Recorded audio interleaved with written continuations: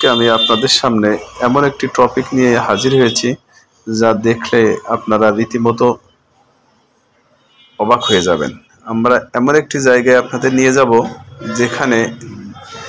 যেখানটা দেখলে আপনাদের মনে আতঙ্ক তৈরি হবে।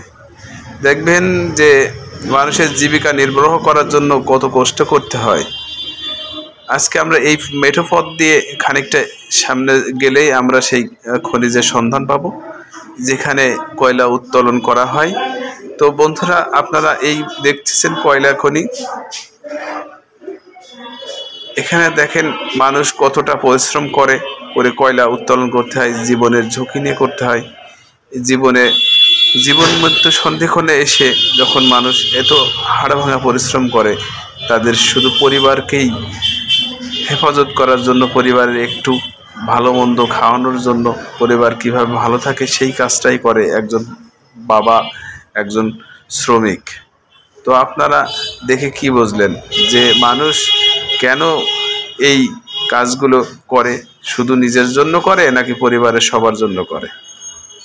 তো দেখার পরে আপনাদের কি মনে হয় সেই মতামত আপনারা দিবেন। তো দেখেন যে আসলে ক্ষমতা কেউ পায়, কেউ পায় না।